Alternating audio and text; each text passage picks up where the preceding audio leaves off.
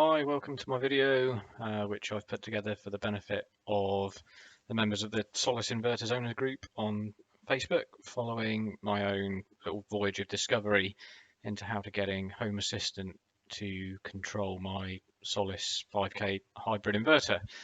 If I give you a little bit of background as to where this project's come from and what I was hoping to achieve, maybe it'll give you a bit of understanding as to what I'm doing here. I'll apologise if the video is a bit waffly. I've not really done anything like this at all before, so feel free to tune out or to put something in the comments or send me a message if you think there's anything I could have done better. So to go back to the start of the story, if you like, in April of this year, 2022, I had a Solis Hybrid 5K inverter installed along with a couple of Fox ESS 5200 batteries and about 4.5 kilowatt worth of panels. If I just I can show you some pictures. Here's my inverter, which is installed in a cupboard under the house. The bit we're actually going to be interested in today is the Wi-Fi dongle, which is, you can see, sticking out the bottom of it here.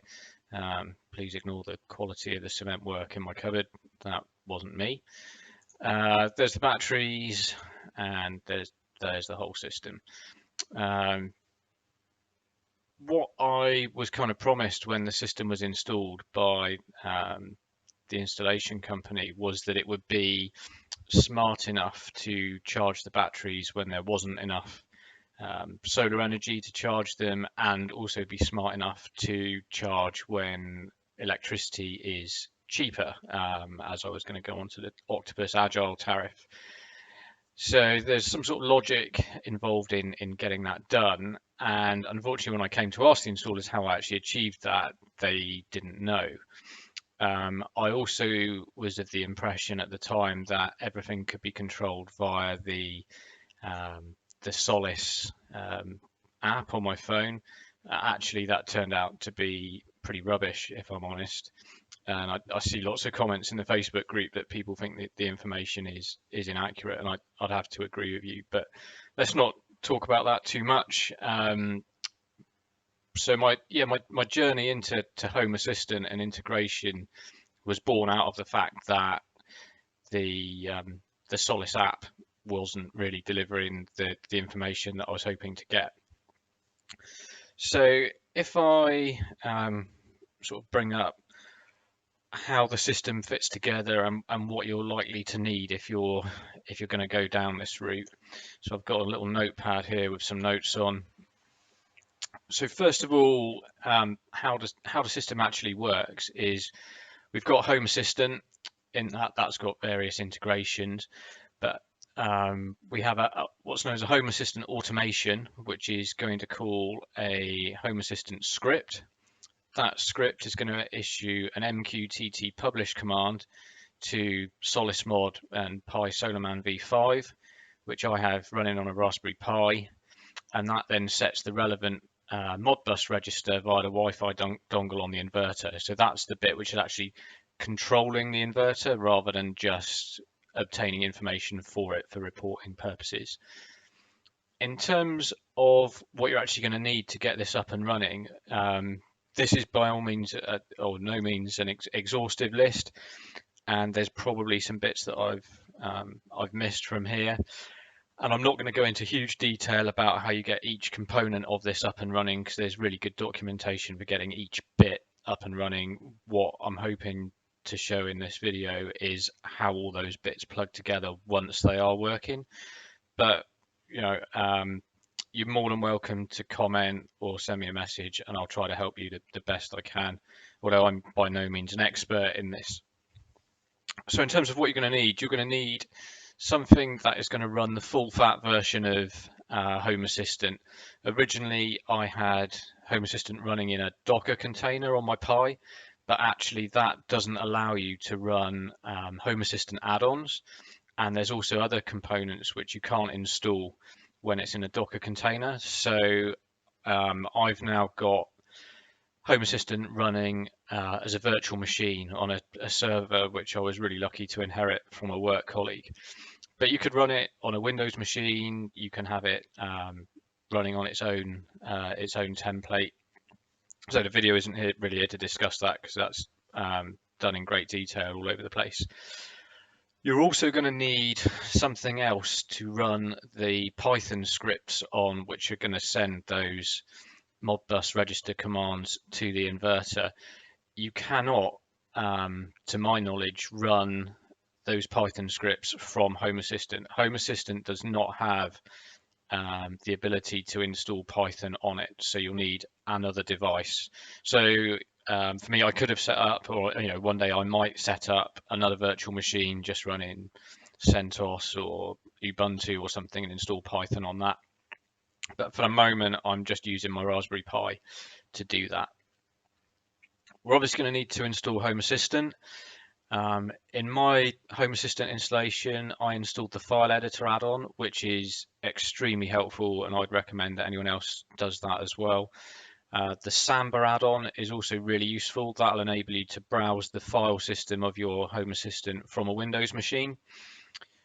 I'll also install the Home Assistant Community Store. So there's certain integrations in Home Assistant that are not sort of native, so you won't find them in the Home Assistant integrations, but they are available to install via the Community Store.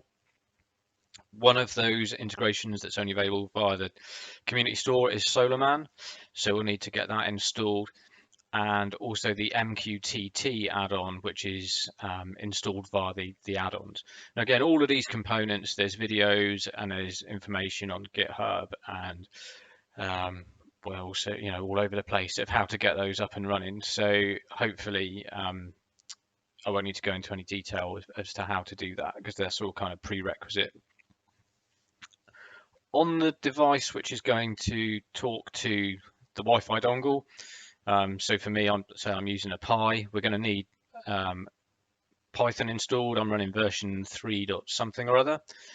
There are some Python components that we need to install on top of that. So solismod5, solismod, and PAHO MQTT. It's all really straightforward to install all those bits. It's literally pip install solismod, pip install pysolarman, and so on. So if we now take a look at what information you're going to need from your system in order to get this up and running, the first thing we're going to need is to know the IP address of your Wi-Fi dongle that's connected to the inverter. Now, I'm not going to show you around my home network, but if you've got I imagine most people have got some kind of router, you need to query the DHCP leases that are on that router and find that IP address. What I would then suggest you do is either give that dongle a reservation in your DHCP server, or once you have access to the dongle because you found its IP address, then you can statically set an address so it won't change. That's obviously up to you, and again, this video isn't really about that. There's lots of information on how to do that already. What I have done though is I have some screen captures to show you what you're going to need to get from your Wi-Fi dongle.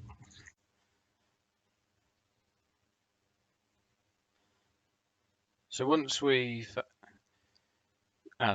connected to our Wi-Fi dongle, you should get presented with a page like this, and what we're looking for is the device serial number of the dongle. So that is in the second part of the pane under the status there. What you'll see is your home network ID and the IP address that it's been given to, but that obviously was obtained from your DHCP server. If you wish to statically assign that, then you can go into the settings and configure that statically. Personally, I've just got a reservation set on my DHCP server.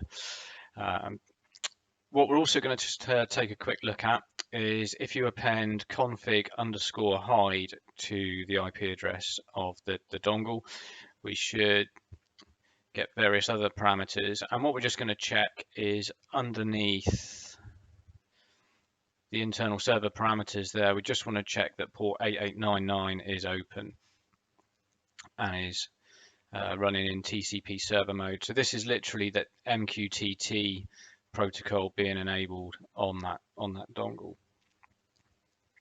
Once we got that information, we can then go and configure our Raspberry Pi or other device which is going to be running the Python scripts. I have some screen captures to show what I have configured. So literally what we're going to do is we can open that one. Within pysolarman, we have you will have a config directory. So let me just change into sorry, it's not pysolarman, it's the solismod integration. So you'll have a solismod directory. Within there will be a config directory, and if I just list the files there, we can see I've got two files called config.py, registers.py. Now I've taken a screen capture of my config.py, and what you need to do in here is edit that file and put in your inverter serial number, which is the serial number we took from web browsing to the dongle just now. The inverter IP address, that's the IP address of the dongle. MQTT server address, that's going to be your home assistant address. And MQTT username and password we are going to configure on Home Assistant once you've got that MQTT add-on configured. Literally, it's within settings and add-ons. See, we have the Mosquito Broker MQTT, and if I went into the configuration of there, you'll see that I've created a user called MQTT user and given it a password. But if we go back to here, so that's all configured within config.py. Also within that directory of solismod config, we have registers.py, and in there, this is the default, how it comes once you install the that module, and we can see that we've got lots of different register numbers here, 43141, 43142, and what they do is they actually control certain parameters on the inverter. So by setting that register, it's going to tell the inverter to start doing something or stop doing something. So here we can see, you know, start charge hour, start charge minute. So we could set a particular time of day that we want the inverter to start charging off the grid. In order to test that this is working, what we can do is, if we go back to the Pi, we have within pysolarman, you can have some test scripts running. I've created lots of them just to read those different registers, just to check that my Raspberry Pi can talk to my inverter. So literally, I'm not going to show you the contents of these scripts because it's got my inverter IP address in there, which I don't really want to share, even though it's private. It's not good practice to go around sharing that. But if I run one of those scripts, Solis amps, so we can see there, the bit I'm actually interested in is the bit in brackets. That's the value which has been returned to me. 10 actually is this particular value is a factor of 10, so that's actually 1 amp. So at the moment I've got my charge amp set to 1 because I don't want to be charging from the grid. So once we have our Pi talking to our inverter, what we now need to do is have the Pi talking to Home Assistant and Home Assistant talking to the Pi. Where that happens initially is within scripts within Home Assistant. So we go into settings, automations and scenes, and scripts. So here I've got 3 scripts which I've prepared. There's a couple of ways you can configure these. You can just do add script and go through the GUI and configure how you want this to work. So I could, if I wanted to, let's say Solis test 1, it's just going to run once. The action type is going to be call service, and it's going to be an MQTT publish. There we go. And the topic to publish the payload to, if we went back to our registers.py, we could just pick one. I'll tell you what, we'll use my Solis charge amps. So 43141, which is node red solis charge underscore amp. So I could do node red solis charge underscore amp. The payload. So at the moment we know it's 10. So just for fun, I'm going to change that to 20, just so that I can show you that something has changed. And then I'm going to save that. If I now go back to scripts, see I've got my Solis test 1 script there, and it's never been run. So what we're going to do, just for fun, if I refresh that, we can see currently that our Solis charge amps is set to 10 or 1 amp. I run this script now.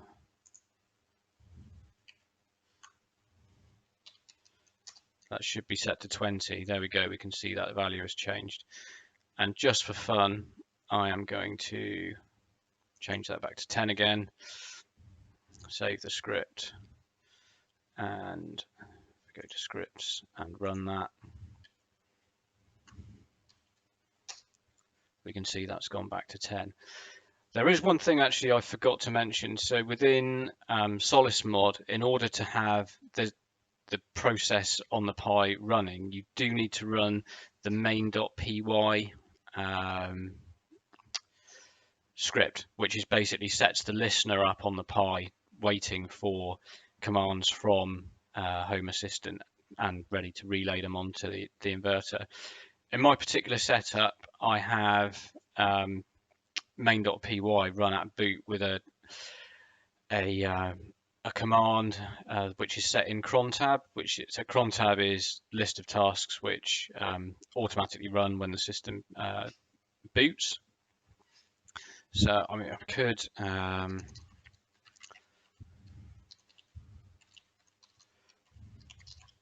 oh, sorry, excuse my typing. Actually, I think I need to run that as sudo. We can see there that home pi solismod main.py is running right now. And if I was to look in cron tab -e, I have sudo cron tab -e control X.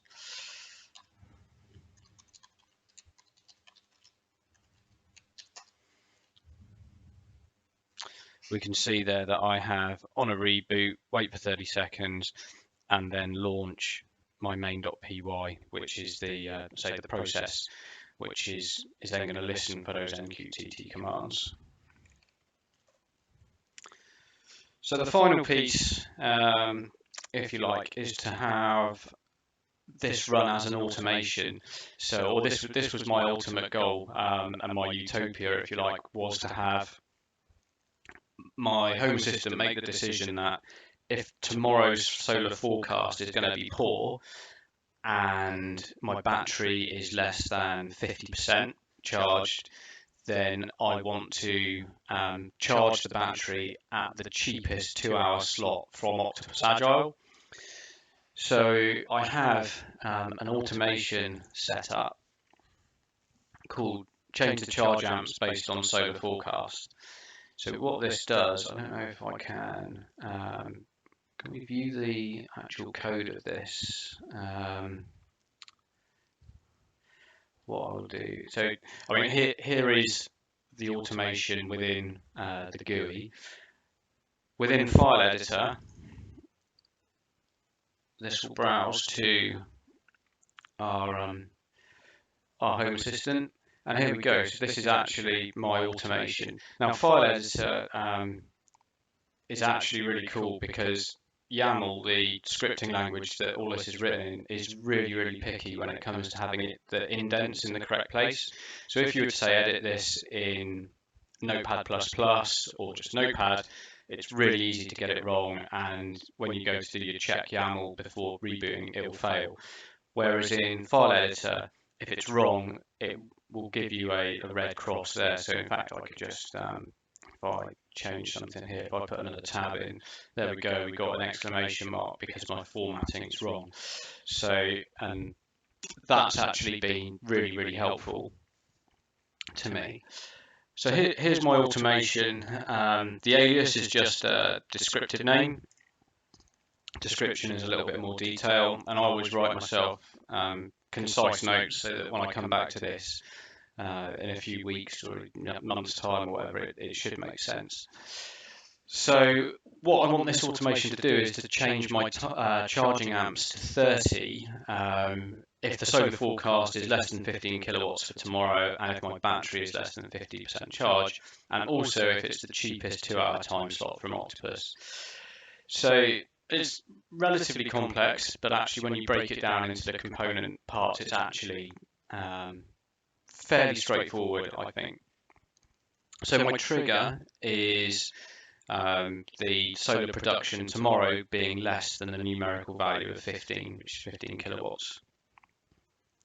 I then need to match some conditions, which are my battery state of charge is below 50, and my Octopus sensor for the best 2-hour time slot is true.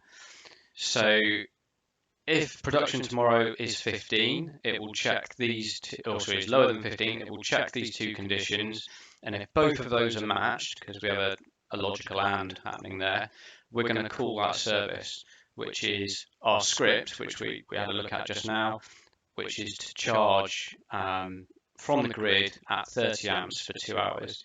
Now I did check the specs of my batteries. You can charge at 100 amps apparently, but I don't think that would do them any good.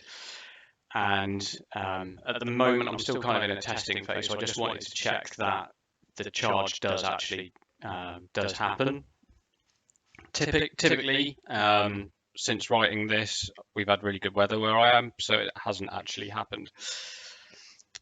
On the flip side of that automation, I have another one, which is to stop the battery charging at 90% when it's charging from grid. So as we saw earlier with that register set to 10, this is where that happens. So literally when my, the trigger for this automation is when my battery state of charge sensor is above 89 and the platform time is after 6:30 in the morning, then I'm going to call the script to change that that register back to 10 again. So hopefully this makes sense. As I say, feel free to make any comments, to contact me. I'm still very much learning on this. I've had a lot of help from some other really clever people, so I can't claim that this is my own work in any way, but if I can help someone else achieve what they want to, then hopefully that's a good thing. So yeah, thanks very much for watching. Hopefully you're still awake and maybe this has motivated you to go and have a play with your own system. Thanks very much. Bye.